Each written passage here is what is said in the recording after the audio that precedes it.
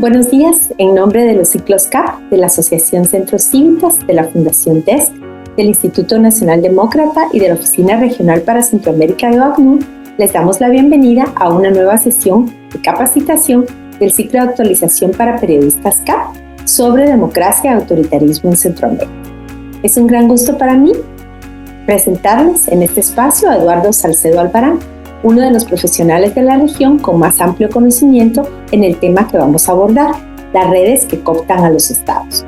Eduardo es fundador y director de la Fundación Vortex de Colombia y de SCI Vortex Corp en Estados Unidos. Es filósofo de formación y cuenta con una maestría en ciencia política. Ha investigado, dirigido proyectos y publicado extensamente con entidades públicas y privadas acerca de las características y el impacto de las redes de corrupción y de crimen transnacional.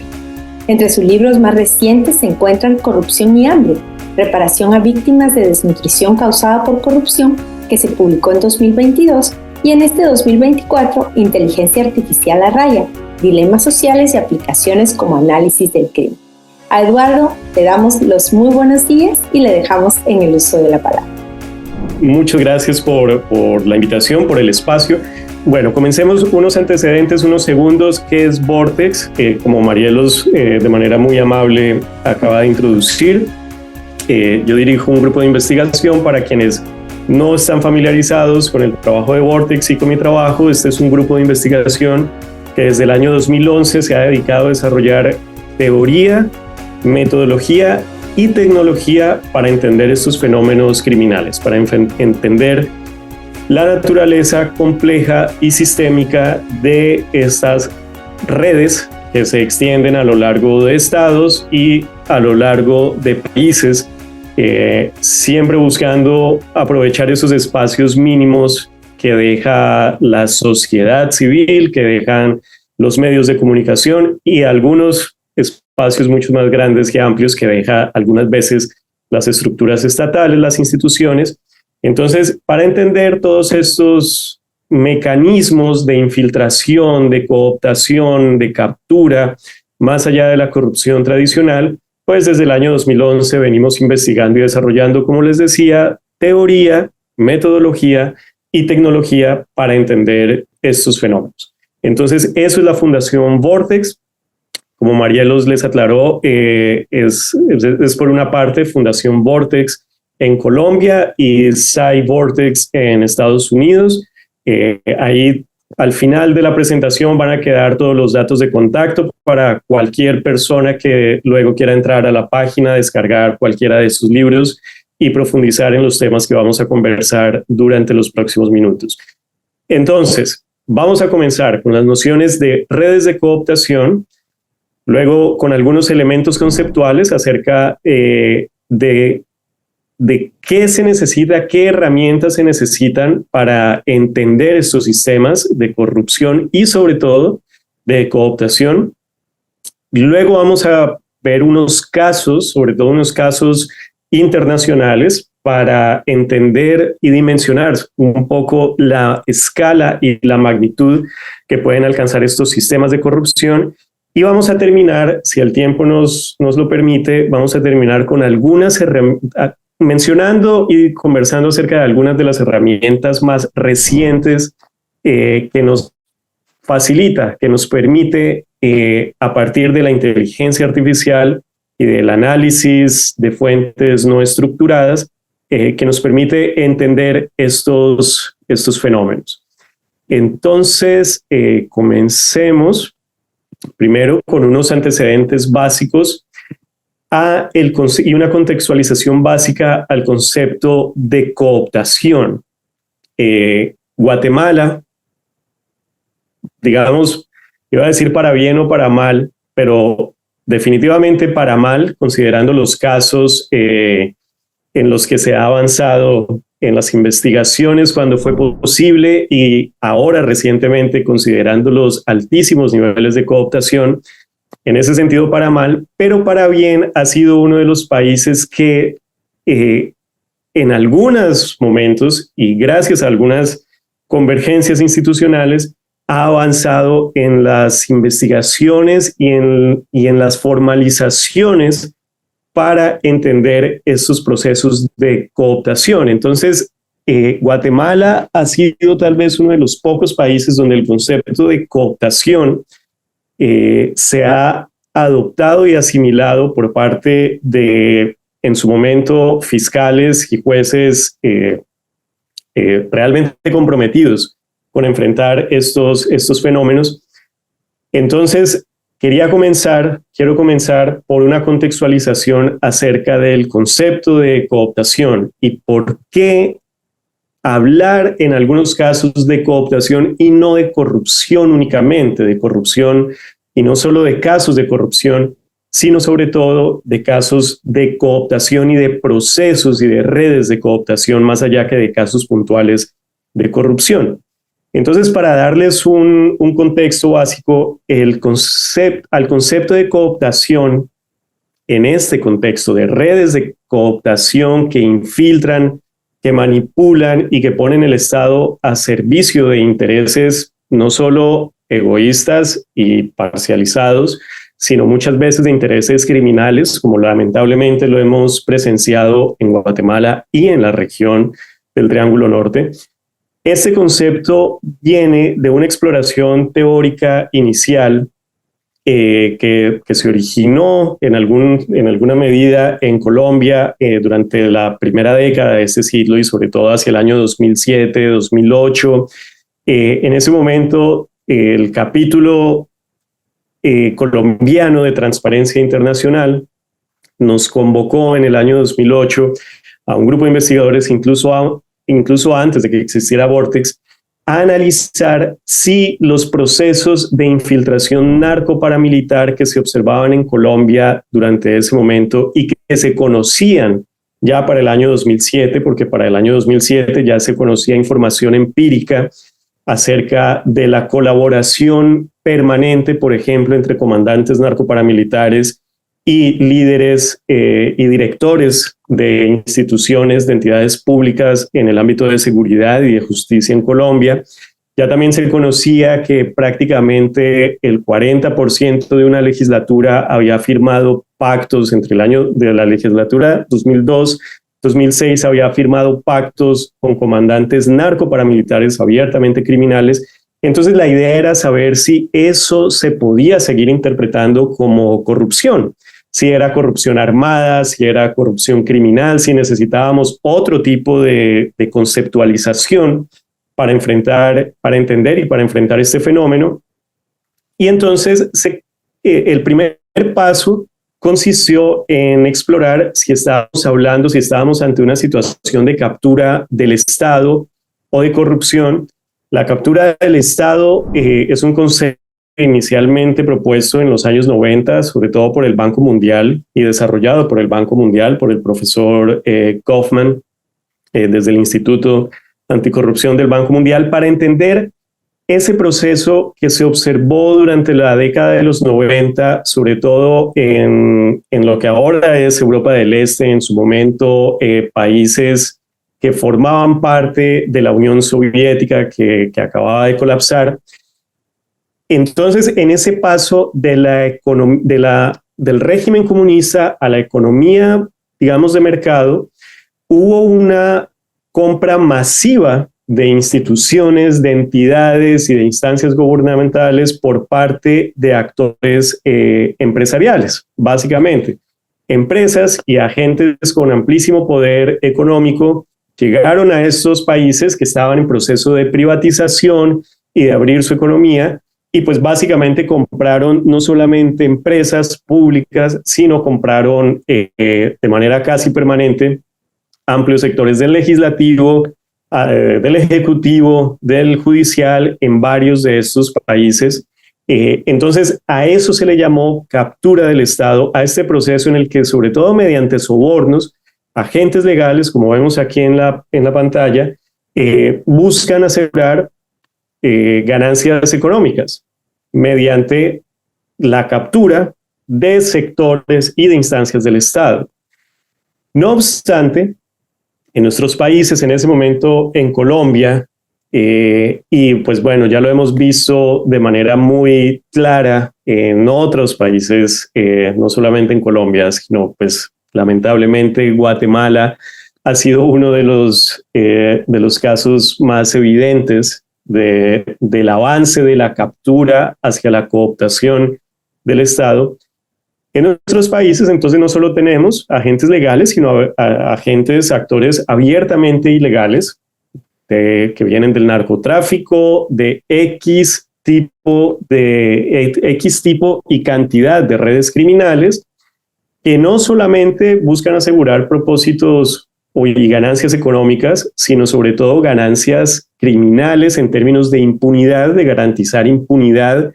permanente, sostenida en el tiempo, no puntual mediante un soborno específico que se paga,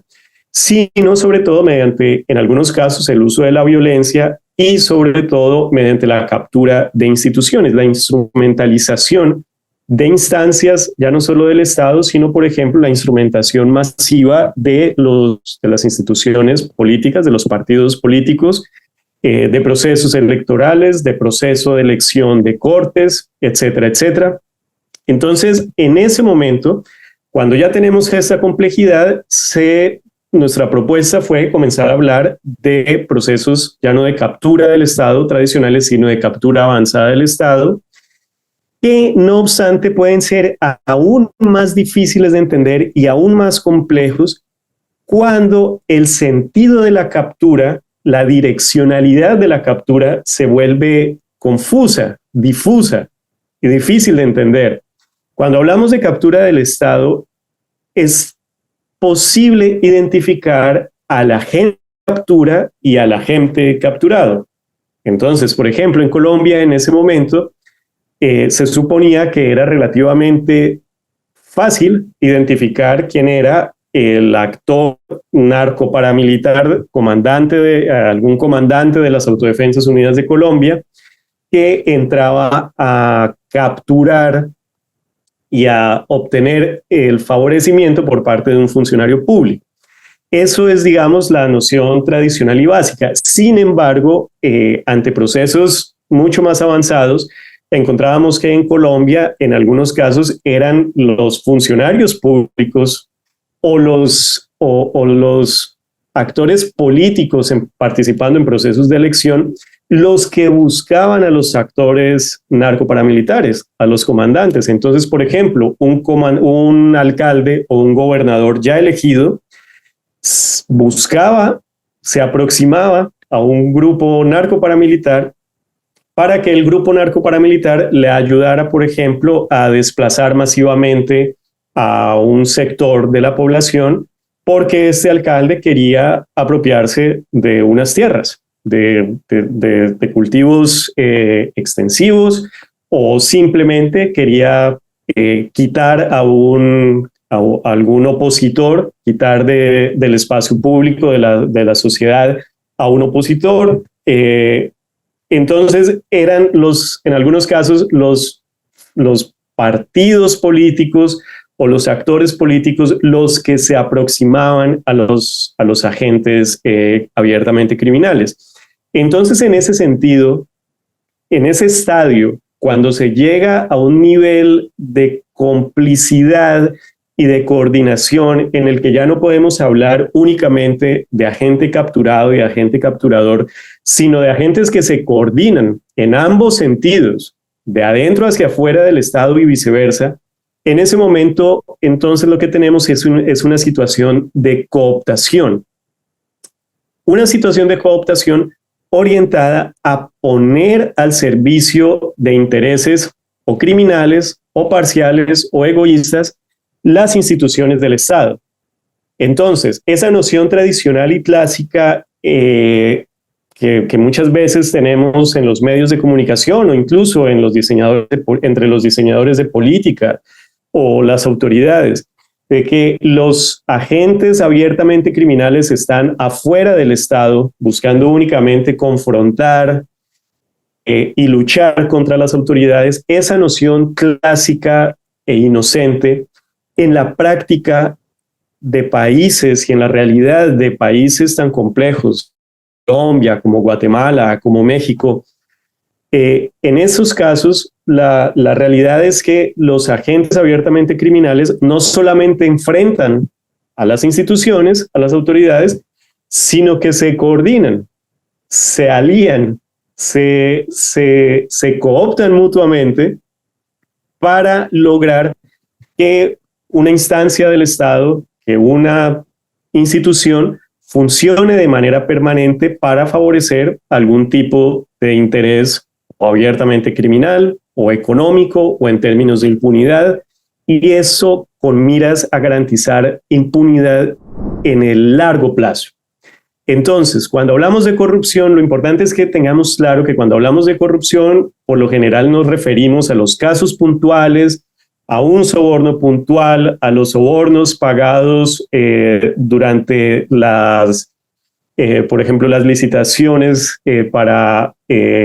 contratar a algún constructor. En Guatemala ya sabemos, tenemos noticias, tenemos información,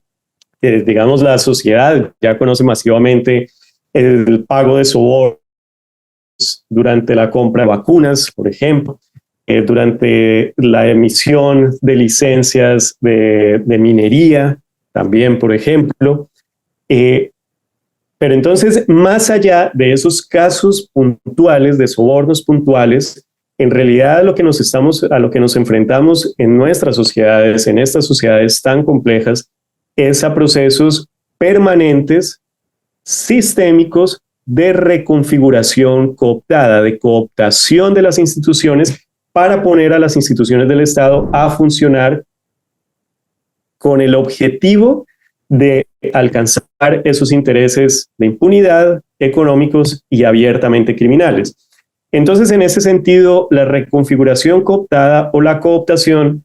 como vemos acá, se refiere a estos procesos bidireccionales, en los que es prácticamente imposible definir a un agente externo al Estado que captura al funcionario público, que le paga un soborno, y en ese proceso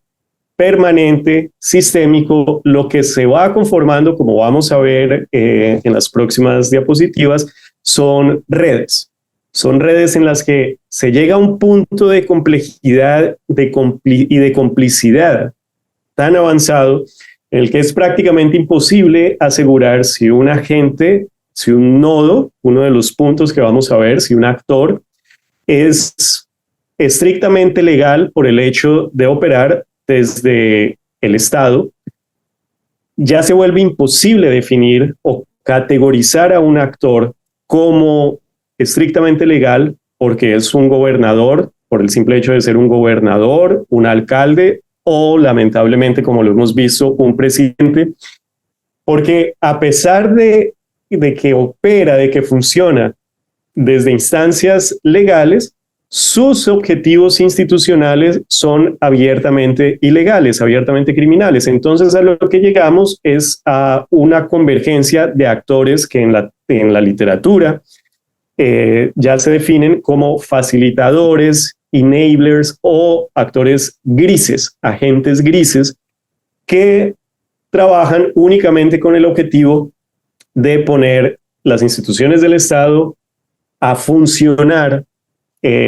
para garantizar impunidad de manera permanente. Eso, entonces, en la práctica, por ejemplo, para que no piensen que lo que estamos hablando en estos minutos es teoría, por ejemplo, en Colombia se materializaba en firmas de acuerdos. Entonces, aquí, por ejemplo, tenemos un acuerdo entre comandantes narcoparamilitares y ahora vamos a ver quiénes son los demás firmantes, vamos a ver alcaldes, gobernadores, empresarios, congresistas, etcétera, que se reunieron, que se pusieron de acuerdo, ya no a partir o como resultado de sobornos puntuales, sino con el objetivo y como resultado de un acuerdo mutuo, por ejemplo, nada más y nada menos que para refundar el Estado, refundar la patria, decían ellos. Es decir, poner a todas las estructuras del Estado que ya están funcionando, ponerlas a funcionar ahora con el objetivo de favorecer a los actores firmantes, a los actores que convergen en este acuerdo. Entonces vamos a ver acá al Estado Mayor de las Autodefensas Unidas de Colombia, abiertamente narcoparamilitares, representantes al Congreso, representantes a la Cámara, senadores, periodistas, funcionarios de alcaldía, gobernadores, empresarios, ganaderos, etcétera, etcétera. Entonces, algo que se comienza a evidenciar cuando hablamos acerca de procesos de cooptación, más allá de la corrupción y más allá de la captura, cuando estamos ante procesos de cooptación, algo que es evidente es la diversidad de actores. Cuando estamos ante situaciones ya no de corrupción puntual, de sobornos puntuales que se han pagado para que se otorgue una licencia, para que se favorezca a un contratista que va a construir una carretera que luego se va a colapsar por los malos materiales. Cuando estamos más allá del soborno puntualmente pagado para favorecer a un contratista durante la compra de vacunas durante la pandemia, cuando estamos más allá de eso, cuando estamos ya ante instancias del Estado cada vez más amplias que se coordinan con empresarios, con actores políticos que no están en ejercicio, con actores abiertamente criminales del narcotráfico, en su caso, en su momento en Colombia, del paramilitarismo combinado con narcotráfico. Cuando estamos ante estas situaciones, algo que se evidencia es que la convergencia de actores es muy diversa. No solamente convergen muchos actores, más allá del empresario y del funcionario público que obedecen a la lógica tradicional de la corrupción, sino estamos ante situaciones en las que convergen muchos tipos de actores de manera masiva. Y como estamos ante una situación de sistema, de una red que se comienza a ampliar, entonces esa convergencia se vuelve permanente. Y por eso es indispensable entender estos fenómenos a la luz de la lógica de sistema, ya no como casos puntuales, sino como nodos que cada vez interactúan de manera más diversa, porque a medida que ya no solamente tenemos al empresario y al funcionario público, sino al empresario, al funcionario público, al narcotraficante, al actor paramilitar, al abogado, al banquero que facilita el lavado de dinero, al prestanombres que crea empresas ficticias para permitir el lavado de dinero que resulta de estos favorecimientos. Cuando tenemos toda esta convergencia tan diversa, tan elevada y tan diversa, entonces las formas de interacción también van a ser cada vez más diversas, mucho más allá del soborno. Y como lo vamos a ver, todo esto nos lleva a unos sistemas muy complejos, muy variados, en los que participan ya no 5, 10, sino pueden participar cientos o incluso miles de actores que interactúan de manera muy diversa, lo cual nos lleva en términos de cantidad y diversidad de actores y de interacciones, nos lleva a situaciones que en estricto sentido se definen como complejidad. Es decir, en los sistemas sociales, la complejidad se manifiesta en la diversidad y en la cantidad de actores que participan en un sistema. Y esos procesos de cooptación, en estricto sentido, como lo vamos a ver, son complejos. Es decir, conforman ya no es redes en las que participan 10, 20, 30 personas, sino, como lo vamos a ver, redes en las que convergen cientos o incluso miles de nodos. Entonces, en los gráficos y en los casos que vamos a ver a continuación para hacernos una idea de la magnitud de estos sistemas, los nodos, los puntos que vamos a ver representan agentes, se denominan nodos agentes porque cada nodo, bien sea un individuo, o sea una empresa, o sea una institución del Estado, cada nodo representa a una unidad que tiene agencia, que tiene capacidad de acción, es decir, incluso una persona jurídica tiene capacidad de acción y por eso en algunas jurisdicciones, en algunos países, están sujetos a regímenes de sanciones disciplinarias o incluso penales, las empresas, las personas jurídicas,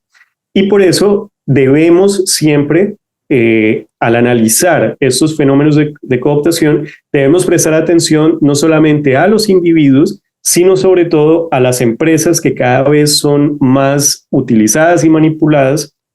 para simular contratos y para permitir el lavado de dinero masivo que resulta cada vez mayor a partir de estos sistemas. Entonces los nodos nos representan a individuos, a empresas, es decir, personas naturales o personas jurídicas, y en esa interacción entre las personas naturales, las personas jurídicas, las entidades públicas, en el marco de todo ese sistema que se va conformando, las interacciones es decir, las líneas que conectan a esos puntos, nos representan ya no solamente el pago de sobornos, como les decía hace unos minutos, sino sobre todo flujos y movimientos de información, de favorecimiento político, de acciones logísticas para crear masivamente empresas, el establecimiento, por ejemplo, la creación ya no solo de empresas, sino de cuentas bancarias, también ficticias o algunas veces reales alrededor del mundo para permitir este lavado de dinero. Entonces, en todo este contexto, siempre es posible identificar al nodo, a la gente, la empresa, la cuenta, que actúa como emisor de la interacción y al nodo que actúa como receptor o pasivo de esa interacción o de ese flujo. Esa direccionalidad que ya no coincide, no es la direccionalidad tradicional de la que partíamos cuando se hablaba en los años 90, a principios de siglo, en términos de captura del Estado, ya no es la direccionalidad de la gente capturada, que captura y de la gente capturado, sino es la direccionalidad, esta direccionalidad se refiere al movimiento de los flujos de capital social, político y económico que sustentan estos sistemas. Entonces, esas interacciones entre todos estos nodos que vamos a ver nos conforman rutas cada vez más extensas que permiten el movimiento de este capital, que les mencionaba, el capital económico, político y social, que en última sustentan estos procesos de impunidad permanentes que ya pues hemos mencionado. Cuando se presta atención a estos sistemas, cuando ya no pensamos únicamente en los casos de corrupción puntual, cuando ya no estamos pensando únicamente en el soborno puntual, sino en este favorecimiento masivo mediante vínculos de amistad, por ejemplo, mediante vínculos familiares, mediante acuerdos políticos, ya mucho más allá de los sobornos tradicionales. Cuando pensamos en términos de estos sistemas, entonces es indispensable entender el rol de dos tipos de actores que explican el éxito y la resiliencia de estos sistemas de cooptación que se vuelven estables, permanentes y que luego son tan difíciles de remover de los núcleos de los estados, de los núcleos de nuestros países. Usualmente de manera tradicional, entre los medios de comunicación, entre los diseñadores de política y entre incluso entre las autoridades, se presta atención al nodo más conectado, al hub, es decir, al nodo que más aparece en las informaciones, en los medios de comunicación, en las noticias, el más conocido, el más popular. Usualmente se centra la atención sobre esos individuos. No obstante, como vemos en el grafo aquí de estos dos hemisferios que se llama, que está debajo del título Puente Estructural, como vemos en este grafo, tenemos en el medio a nodos que, sin ser los más conectados, son los que deciden acerca de qué recursos pasan, circulan, se mueven entre un hemisferio y el otro. Es decir, si únicamente prestamos atención a los nodos más populares, más conocidos, que más aparecen en los medios de comunicación, que más aparecen mencionados en las investigaciones, en las transcripciones, si únicamente prestamos atención a esos nodos, vamos a perder de vista a los puentes estructurales que, en últimas, sin ser los más conectados y sin ser los más conocidos o mencionados, incluso al contrario, siendo usualmente los que son más omitidos en las investigaciones o por la atención de los medios de comunicación,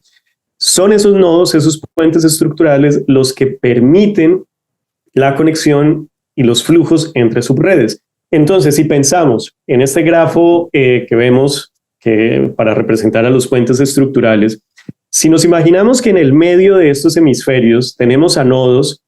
que están permitiendo, por ejemplo, el flujo de información, no necesariamente de dinero, sino el flujo de información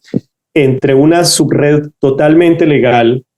como que en principio organizacionalmente debería ser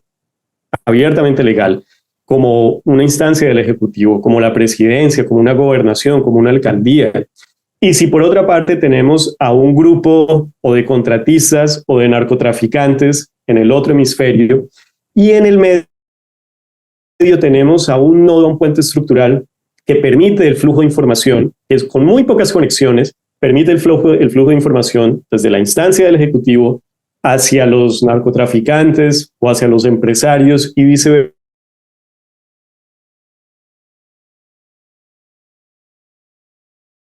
Entonces, en últimas, este nodo, este puente estructural, que forma un sistema actuando como puente entre lo que antes eran dos redes o deberían ser dos redes aisladas, entre las organizaciones legales y las organizaciones ilegales. Debería haber un puente estructural, pero como tenemos nodos que con muy pocas interacciones establecen flujos y facilitan flujos entre ambos tipos de subredes, las legales y las ilegales, como tenemos la acción de esos puentes estructurales, entonces en últimas llegamos a estos procesos de cooptación masiva en los que la información, el dinero y el favorecimiento político fluye en todos los sentidos alrededor de estos sistemas. Entender estos sistemas plantea un desafío,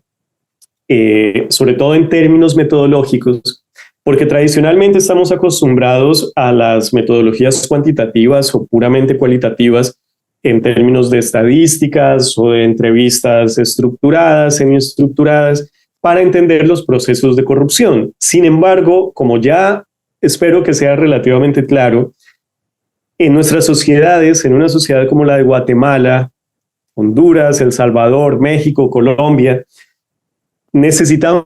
entender fenómenos que van mucho más allá de estos fenómenos, de estos casos puntuales de corrupción. Entonces, ahí, por ejemplo, las estadísticas, las metodologías cuantitativas tradicionales o las entrevistas únicamente para entender cómo se ponen de acuerdo actores abiertamente ilegales y abiertamente legales. La información para entender estos fenómenos es usualmente no estructurada,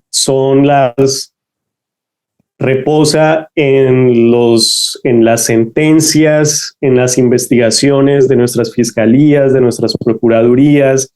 de las instancias del Ejecutivo, algunas veces cuando podemos contar con el Ejecutivo. En últimas, es información muy fragmentada que está regada en distintos lugares, entidades, instancias. Por una parte, los medios de comunicación nos pueden facilitar, nos pueden nutrir estas investigaciones. Por otra parte, sentencias de buena calidad también nos pueden nutrir estas investigaciones. En últimas, lo que tenemos es mucha información no estructurada, básicamente narrativa, escrita en sentencias, escrita en medios de comunicación, escrita en transcripciones, en estudios forenses, etcétera, que está fragmentada y que por lo tanto es muy difícil de interpretar, de articular, y en esa medida aparece el análisis de redes como una herramienta que nos permite que tanto a periodistas como organizaciones de la sociedad civil e incluso a autoridades nos permite articular y centralizar información fragmentada para entender, por ejemplo, las coincidencias de nombres, para entender que un nombre puede aparecer en N casos, en múltiples casos, que investiga un ministerio público en sus diferentes dependencias, y que lamentablemente, por ejemplo, los mismos fiscales al interior de una fiscalía o de una fiscalía seccional o de una fiscalía a nivel nacional no saben que una misma persona, que una misma organización, que un mismo nombre está apareciendo en distintas investigaciones. Entonces el análisis de redes y sobre todo ya automatizado, apuntando a la automatización, aprovechando las herramientas de inteligencia artificial, el análisis de redes nos permite centralizar toda esta información para encontrar coincidencias de nombres, empresas, individuos, e identificar las interacciones y los flujos entre los individuos.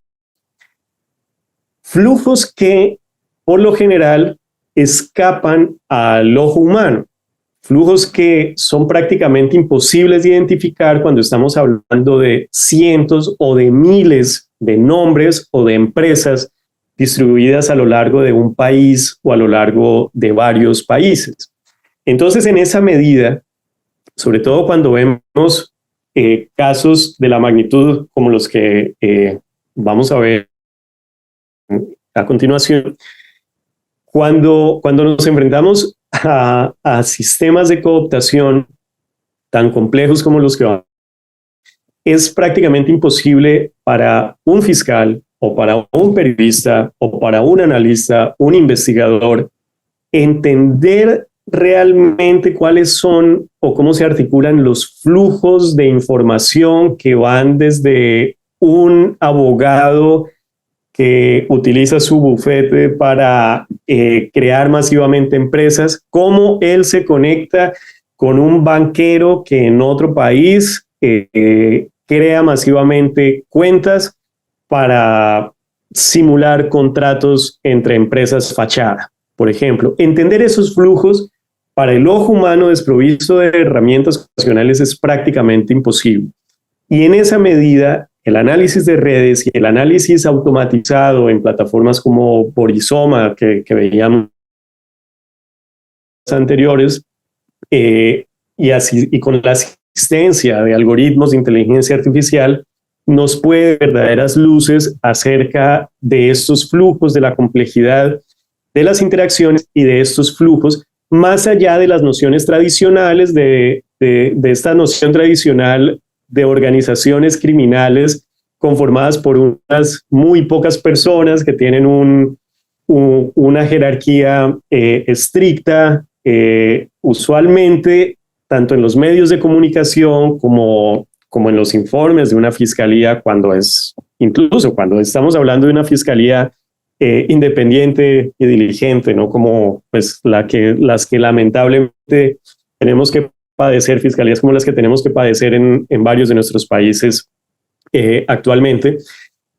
Estamos acostumbrados a que los actores que participan en estos sistemas de cooptación se interpretan como organizaciones piramidales, organizaciones como las que vemos al lado del grafo, conformadas por unos pocos individuos con jerarquía estricta, entonces estamos acostumbrados a pensar que hay una persona, un líder que toma las decisiones acerca de de a quién se va a sobornar, de cómo se va a lavar el dinero, pero en la práctica, cuando prestamos atención a la realidad y no a cómo creemos que es la realidad, sino a la realidad de las interacciones masivas, de los flujos masivos, pues como ya lo hablábamos hace unos minutos, en la práctica tenemos decenas o incluso miles de empresas, abogados, banqueros, funcionarios públicos, narcotraficantes, etcétera, etcétera, facilitando el flujo no solo de dinero, sino de capital político, de capital social. Y en esa medida, lo decíamos hace unos minutos, la cantidad y la diversidad de los actores y de las formas de interacción explota y aumenta de manera masiva. En ese sentido, el análisis de redes nos permite analizar información de manera masiva, por ejemplo, y cuando comenzamos a entender fenómenos conformados, como lo vemos acá en el caso de una estructura mexicana conformada por 800 nodos que establecen 900 interacciones. Y por cierto, veíamos el dibujo, aquí vemos el dibujo de lo que en su momento se definía como la versión oficial de la familia michoacana.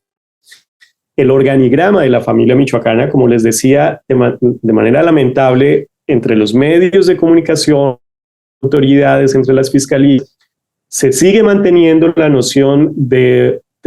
las redes criminales como organizaciones criminales conformadas por unos pocos individuos de manera jerárquica. Entonces, por ejemplo, aquí tenemos el dibujo de lo que en su momento era la versión oficial del organigrama de la familia michoacana, comparado con el análisis de redes que en su momento hicimos de manera totalmente artesanal y manual y arcaica, sin algoritmos de inteligencia artificial, de análisis de redes neuronales, etc. Y ya en el año 2010, de manera artesanal, con una hoja de cálculo y utilizando el software más básico y tradicional en ese momento de visualización de redes, se podía contrastar la distancia masiva entre lo que las autoridades creían que era una estructura criminal y lo que la información empírica realmente informaba acerca de esa organización criminal. Entonces, la versión oficial era que la familia michoacana estaba conformada por 15 narcotraficantes. Sin embargo, cuando uno va a la información empírica de las investigaciones, por ejemplo, en ese momento, sentencias contra miembros de la familia michoacana que narraban la colaboración masiva de policías, de alcaldes, incluso no solamente de policías en el nivel municipal, sino de policías a nivel estatal, incluso federal, que cuando narraban esa información se traduce, al aplicar el análisis de redes, se traduce en un sistema conformado ya no por 15 narcotraficantes, sino por más de 800 actores, entre actores legales e ilegales. Un ejercicio similar se hizo hicimos unos años después en Colombia, con estas redes narcoparamilitares que conversábamos al principio de la presentación. Redes narcoparamilitares que, por ejemplo, aquí con las líneas rojas nos representaban en este grafo, estas líneas rojas representan el ejercicio de acciones violentas, abiertamente violentas, masacres, desapariciones, desplazamiento forzado, articuladas con líneas azules que nos representan el pago o el apoyo político, el movimiento de dinero, y con líneas verdes que representan favorecimiento político. El favorecimiento político que veíamos, por ejemplo, en la firma de acuerdos entre candidatos o funcionarios públicos elegidos. Entonces, al margen de esos organigramas puntuales, pequeños, y hipersimplificados de lo que en su momento eran las autodefensas unidas por los pueblos, eran redes masivas en las que convergían la violencia, el apoyo económico y el apoyo político para que, como lo decíamos al principio, instancias legales e ilegales de la sociedad se articularan mutuamente, pues para favorecer a los actores que intervenían. Con esta metodología del análisis de redes, sobre todo el análisis de redes nutrido a partir de la información empírica, en estos casos producida por instancias de investigación, en su momento en la familia michoacana, en el caso de México eran cortes del estado de Michoacán, luego el análisis de red aplicado a los casos de Colombia fue en el contexto de justicia transicional, de las versiones libres, la información proporcionada por comandantes durante los procesos de justicia transicional. Luego, estos mismos protocolos de análisis de redes los aplicamos a la información producida por la Fuerza de Tarea Lava Jato en Brasil, que estaba adelantando las investigaciones de lo que en el año 2017 y en el año 2018 aún se conocía como el mayor caso de corrupción transnacional a nivel mundial, básicamente. A nivel mundial, Lava Jato, por ejemplo, en Guatemala se llegó como Odebrecht, sobre todo, como unas investigaciones, unos casos que se investigaron acerca de sobornos pagados por la empresa Odebrecht, pero pues que en realidad no se limitaba a Odebrecht, a una sola empresa, sino que involucraba a 10 empresas más, a 10 de las empresas, en total a 11 de las empresas más grandes y fuertes de Brasil que pagaron a lo largo de América Latina y que por lo tanto conformaron la red de corrupción más extensa que se conocía en ese momento. Al aplicar el análisis de redes a esta información empírica, entonces llegamos en su momento a un modelo conformado por, aquí lo vemos, por 2.700 interacciones, es decir, un sistema muchísimo más grande en términos de la cantidad de nodos y sobre todo de interacciones, y sobre todo mucho más diverso en términos de los tipos de interacciones establecidas. Luego, aplicando estos mismos protocolos de análisis de redes, también a la información empírica, ya no solamente por parte de autoridades, sino por medios de comunicación, producida por medios de comunicación, llegamos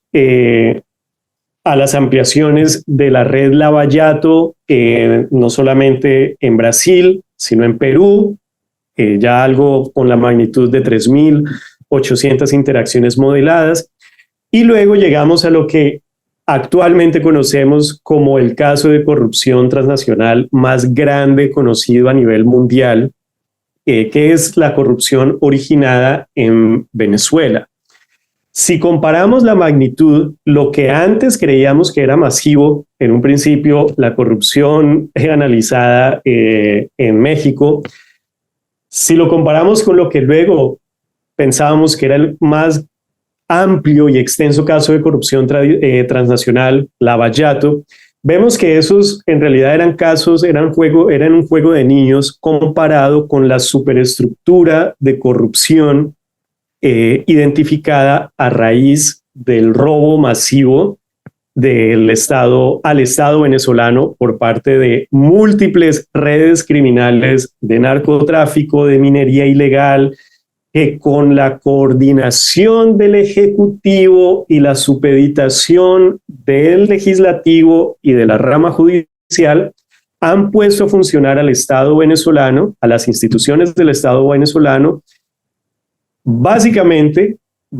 y únicamente para favorecer impunidad, objetivos de impunidad y ganancias económicas para estos actores involucrados. Entonces, el caso de corrupción de Venezuela, hasta el año 2020, el caso de corrupción transnacional originado en Venezuela se extendía a más de 5.500 nuevos agentes, entre empresas e individuos que han establecido, que establecían en su momento más de 17.000 acciones. No obstante, como el análisis obviamente ha continuado, porque esta estructura criminal que utiliza el Estado venezolano pues sigue instalada en el Estado, pues de manera invariable, consolidando por esa vía ya no solamente corrupción tradicional, ya no solamente un sistema muy avanzado de cooptación, sino consolidando ya una cleptocracia en estricto sentido, es decir, más allá de la corrupción, más allá del autoritarismo, llegando a un estado que podemos definir de manera estricta y casi sin temor a equivocarnos, como un estado que consiste en una cleptocracia, es decir, en un gobierno de los ladrones, básicamente. Entonces, como ese análisis continuado, al día de hoy se han identificado más de 10.000, tenemos aquí el número exacto, 10.338 nodos entre individuos y empresas. Esto conforma un sistema en el que se han identificado ya al día de hoy, modelado con información empírica, más de 25.000 interacciones. Entonces, si vemos la complejidad de lo que al día de hoy podemos denominar como el caso de corrupción transnacional y sobre todo de reconfiguración cooptada y sobre todo de cleptocracia más extenso a nivel mundial, conocido con información empírica, es posible que el caso de cooptación en el Estado ruso o en Corea del Norte sea más amplio que esto, pero como no hay información empírica al respecto, no hay investigaciones en otras instancias, en otras jurisdicciones, entonces, pues al día de hoy no lo podemos saber, pero lo que sí podemos saber es que la estructura de supercorrupción, de cooptación y sobre todo de cleptocracia establecida en el Estado venezolano es la más grande a nivel mundial. Aquí vemos la estructura, digamos, completa, que involucra, como vemos aquí, a personas, organizaciones públicas, organizaciones de la sociedad civil, empresarios, abogados, bancos, bueno, etcétera, etcétera. La diversidad de actores es tan amplia como la diversidad de tipos, de formas de interacción. Es decir, tenemos, por ejemplo, subestructuras articuladas únicamente gracias a que las personas involucradas son familiares. Entonces, por ejemplo, al día de hoy en Venezuela hay entidades públicas completas, como por ejemplo la Agencia de Aduanas y de Impuestos, que está cooptada y manipulada por una familia completa, por ejemplo, por la familia Cabello, la familia de Diosdado Cabello, una persona que muy seguramente ustedes han escuchado mencionar en las noticias, porque Diosdado Cabello actores más poderosos en el Estado venezolano. Entonces, vemos acá sobre todo la acción, y eso es lo que quería mostrarles, la acción de los puentes estructurales en estos cuellos de botella que vemos, estas subredes que vemos articuladas gracias a un nodo puntual. Entonces, por ejemplo, aquí me voy a ubicar en esta subred, en esta rama.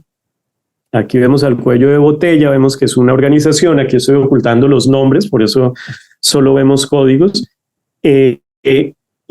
Entonces, aquí podemos ver en la práctica, de botella en estas ramas, muy interesante, articulada gracias a este nodo. Es otra organización, muy posiblemente es una organización pública o una empresa. Eso es en la práctica lo que les mencionaba acerca de la necesidad de prestar atención no solamente a los hubs, sino a los puentes estructurales. Estos nodos que articulan subredes acá son específicamente puentes estructurales que con muy pocas interacciones articulan o ingresan subredes completas, bien sea una subred de narcotráfico, una subred de minería ilegal o una entidad pública completa, la articula, la incorpora a la estructura conjunta. Y sin importar la cantidad o la masividad de actores involucrados, aquí vemos, por ejemplo, resaltado, aquí vemos el puente estructural, que este nodo que tiene esta aro que se está moviendo, ese es el puente estructural de toda la estructura. Entonces, a pesar de que estamos hablando de 10.338 nodos, hay un nodo que sigue registrando el mayor poder de articulación. Aquí lo vemos, es una persona, en este caso, como se imaginarán, es, por ejemplo, el funcionario público más importante del Estado venezolano. No es un secreto para nadie que el presidente de Venezuela es un fugitivo, básicamente. Es decir, la justicia de Estados Unidos, ¿no?, ofrece $15 millones por información que lleve a la captura de Nicolás Maduro. Entonces, básicamente, por eso les decía que se puede, que estados como el venezolano, el de Nicaragua, el de Corea del Norte, son estados que ya superan por mucho una situación de corrupción puntual, sistémica. Actualmente se pueden definir, más allá del autoritarismo, como cleptocracias, como una cleptocracia, es decir, un estado regido y básicamente gobernado por ladrones, como lo define la etimología griega de la palabra. Ya para ir cerrando, quiero ilustrar de nuevo con otro y de hecho por eso es tan importante que pudiéramos tener las imágenes en esta sesión, porque quiero ilustrar esto cómo se ve en términos transnacionales. La misma estructura que veíamos de 10.000 y algo de nodos, pero distribuidas alrededor del mundo. Es decir, estábamos hablando de la corrupción de Venezuela, pero eso no quiere decir que la corrupción de Venezuela esté únicamente en Venezuela. Y pues aquí vemos distribución de nodos a lo largo del mundo. Para ilustrar la magnitud de lo que estamos enfrentando como sociedad, quiero mostrarles únicamente un tipo de interacción muy puntual. El nivel de cooptación, que está ubicado básicamente en el núcleo del Estado venezolano, a nivel del Ejecutivo, del Judicial, del Legislativo, en todos sus sectores y en todos sus niveles de la administración, es decir, a nivel nacional, regional, local, al punto de que en Venezuela, a pesar de que hay un Estado formal, es decir, porque sigue habiendo Estado, es decir, hay una fiscalía, hay un ministerio público, hay una asamblea legislativa, hay una presidencia, hay gobernaciones, a pesar de que tenemos formalmente el caparazón de un Estado, en realidad todas esas instituciones, dependencias en todos los niveles y en todos los sectores funcionan y han funcionado durante los últimos ya, al menos de manera aberrante durante los últimos 10 años, ha funcionado únicamente para saquear las arcas, el presupuesto público del país. Como Venezuela ha sido el país o sigue siendo el país con la mayor reserva de petróleos del mundo, entonces la cantidad de dinero que se ha extraído de Venezuela básicamente no se ha podido determinar al día de hoy. Algunos cálculos hablan de 300.000 millones de dólares, es decir, 300 billones de dólares en sentido gringo americano. Algunos estimativos hablan de 800.000 millones de dólares. Solo para darnos una idea, todo Lavallato, todo el escándalo Lavallato a lo largo de toda América Latina, en sobornos, no llegó a sumar 1.000 millones de dólares. ¿Ok? Es decir, Todos los sobornos pagados en el contexto del lavallato sumaban alrededor de 850 millones de dólares pagados en todos los países o dados de manera irregular mediante donaciones a partidos políticos y a candidaturas.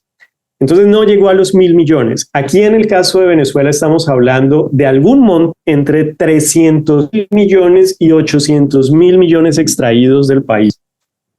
Toda esa cantidad de dinero que actualmente se traduce en la cuarta peor crisis alimentaria del mundo o la mayor crisis migratoria de refugiados del continente en su historia moderna, todo ese dinero extraído ha tenido que, los actores involucrados han tenido que lavarlo y moverlo alrededor del mundo. Entonces hay una subred masiva de lavado de dinero. No estamos ni siquiera viendo la red masiva de lavado de dinero requerida para mover todo el dinero que se han robado de Venezuela, sino que estamos viendo únicamente la red de creación de empresas fachadas para el lavado de dinero. Eso quiere decir que en estos países se han creado de manera masiva empresas para simular contratos y mover el dinero de un país a otro de manera que las jurisdicciones de estos países y que instancias internacionales antilavado de dinero no puedan rastrear. Entonces, estábamos hablando inicialmente de la corrupción originada en Venezuela. Vamos a ir. Corrupción originada acá. Y vemos la creación de empresas fachadas ha sido también masiva, incluso en jurisdicciones que se supone tienen regulaciones fuertes, como Estados Unidos y varios países europeos. Por ejemplo, España es un claro hub de creación de empresas fachada para el lavado de dinero de todo lo que se ha extraído del presupuesto público de Venezuela. Esta red de creación de empresas fachada se extiende pues, a lo largo de África, Asia, incluso islas en el Pacífico, etcétera, etcétera. Eso nos da una idea de la magnitud de los sistemas de cooptación a los que nos estamos enfrentando como sociedad. Es decir, ya estos no son casos de corrupción. El caso es únicamente el caso de las vacunas durante la pandemia. Ya no es únicamente el caso del favorecimiento a una constructora para viciar la construcción, la adjudicación de una carretera, sino estamos ante verdaderos sistemas transnacionales que se nutren y se sustentan a partir de abogados, banqueros, expertos en creación de empresas de manera masiva, etcétera, etcétera. Apuntándole a eso, los quiero dejar, y ya con esto vamos a cerrar, los quiero dejar con esta herramienta, esta página que llamamos Arcon, que desde Vortex llamamos Arcon, y creo que ahí pueden ver el enlace, que es observatory.borisoma.com, porque Arcon es un robot totalmente automatizado que hace este rastreo de flujos, pero ya no de manera manual, sino con inteligencia artificial, con varios módulos de inteligencia artificial que buscan las noticias, las descargan, las sistematizan para identificar qué noticia informa acerca de qué mercado criminal en términos de tráfico de órganos, productos farmacéuticos adulterados, equipo, etcétera, etcétera. Crea los clústeres de periodos y entonces por eso aquí podemos manipular los periodos, la evolución de los mercados criminales. les comentaba sobre este robot que busca noticias, las descarga, las lee, las clasifica, genera los grafos. Gracias a al avance de los modelos de inteligencia artificial más recientes, es posible hacer razonamientos bastante complejos para mapear los países y asignar los países, porque esa red gigantesca que veíamos de creación de empresas fachada, hacerla manualmente es prácticamente imposible. Si ustedes se imaginan, pues encontrar el país para cada una de las 10.000 empresas distribuidas, en el caso de Venezuela, pues es prácticamente imposible. Es indispensable utilizar herramientas de inteligencia artificial para este tipo. Entonces, los invito a visitar la página observatory.borisoma.com. Ahora la comparto para que entren a ver este experimento de automatización. Ya para finalizar, unas conclusiones muy básicas con respecto a lo que hemos hablado en estos minutos. Lo primero es que estas redes, más allá, como les decía, más allá de las redes de corrupción puntual, más allá de las redes de captura, más allá de las redes de cooptación avanzada, y sobre todo estos sistemas de cleptocracia y de cooptación masiva tienen que entenderse como sistemas complejos, es decir, no pueden seguir interpretándose como casos puntuales con estos organigramas simplificados, sino como sistemas. Si no los interpretamos como sistemas, entonces va a ser imposible tomar decisiones relativamente acertadas como sociedad. Estos sistemas, más que resilientes, son antifrágiles. Antifrágiles quiere decir que se benefician del caos y del desorden. Cuando se perturban, no solo regresan a su estado inicial, sino que se vuelven más fuertes. Pensémoslo en el caso de Guatemala.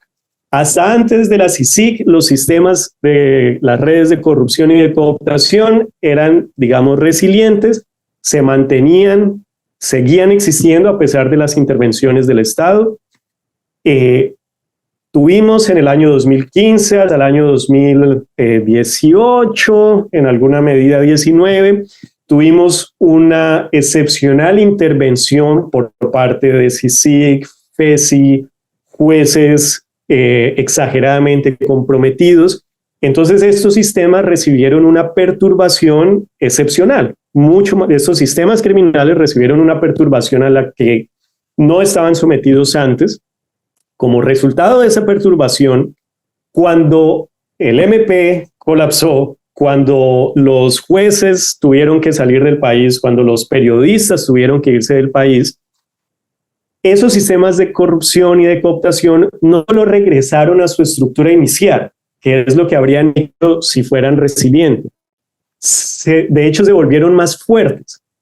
aprendieron, evolucionaron, y esto sucede porque estos sistemas, más que resilientes, son antifrágiles. Entonces, con las perturbaciones y el caos, aprenden, evolucionan y se vuelven más fuertes. Por eso, como sociedad, tenemos que escoger muy bien el tipo de intervención para no únicamente generar ruido y fortalecer estos sistemas, sino para efectivamente debilitarlos en el mediano y en el largo plazo. Para esto se necesita actualmente inteligencia artificial especializada. Por especializada nos referimos a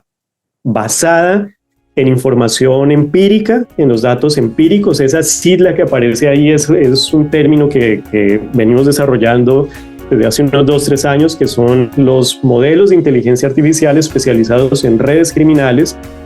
Esto es indispensable porque lamentablemente la brecha entre la tecnología disponible actual y sobre todo la que utilizan las redes de cooptación y la tecnología que utilizamos desde la sociedad civil, desde los medios de comunicación y desde las autoridades, esa brecha es gigantesca. Lamentablemente en la sociedad civil y desde nuestro lado seguimos utilizando la tecnología más arcaica, cuando en realidad estas redes de cooptación se nutren y utilizan la tecnología más avanzada. Lo veíamos, por ejemplo, para crear masivamente empresas alrededor del mundo y así lograr el lavado de dinero. Muchas gracias, Eduardo Salcedo, por compartir nuevamente con nosotros y nosotras en los ciclos de actualización para periodistas CAP. Nos volvemos a encontrar en una nueva sesión de este espacio de formación para periodistas Centroamérica.